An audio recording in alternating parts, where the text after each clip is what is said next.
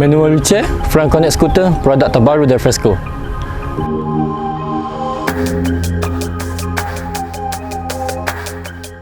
Okey, nak tahu apa kelebihan dia?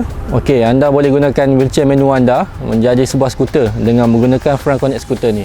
Jadinya anda boleh convert lah daripada wheelchair manual biasa kepada sebuah jeep skuter macam ni.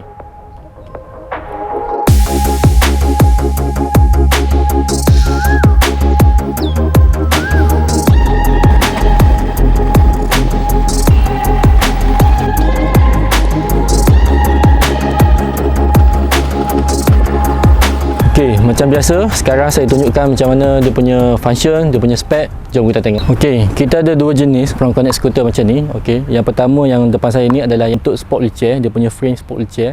Satu lagi yang kedua dia adalah untuk kegunaan wheelchair manual biasa, yang tu frame dia ada beza sikit.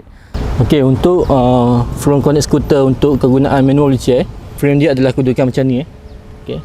Bawah dia kena pasang benda ni dia punya frame bawah Okey, yang ni adjustable, boleh dia ikut saiz wheelchair kita. Tarik benda ni, pin ni untuk buka skuter ni senang saja. Okey, untuk model front connect scooter yang ni, okey, dia memang sesuai untuk wheelchair yang keadaan frame macam ni. Lebih kepada wheelchair sport atau yang frame saiz macam ni.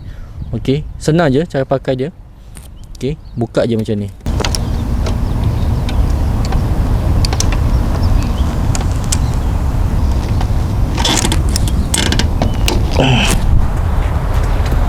Okey, last sekali adalah dia punya kaki tongkat. Okey, kalau dah buka frame ni, guna tongkat macam ni.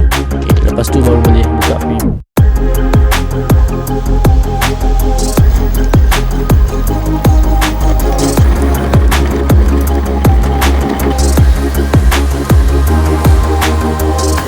Okey, yang pertama kita tunjuk dia punya controller.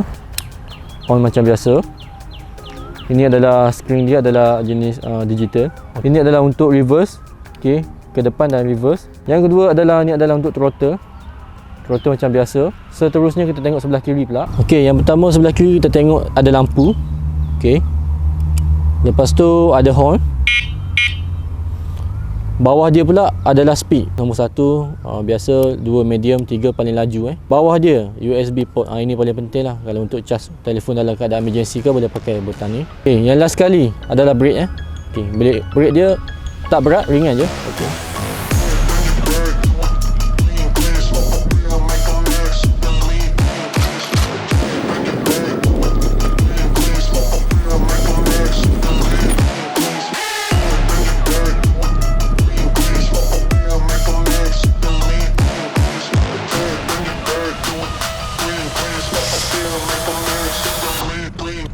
Bahagian depan ni adalah bateri. Bateri ni adalah button off dia.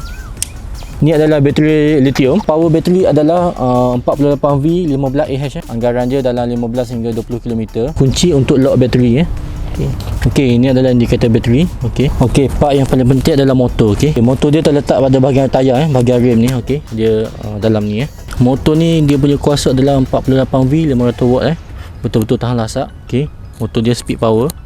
Okey, untuk bahagian depan dia pakai tayar saiz 12 pakai tube. Okey. Sebelah kanan pula adalah pakai brake disc, lebih mencekam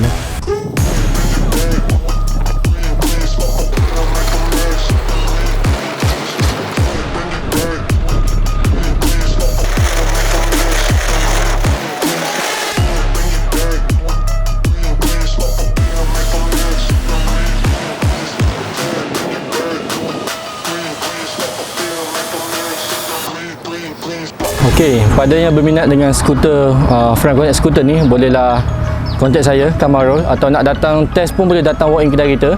Okey, sekian saja daripada saya. Assalamualaikum.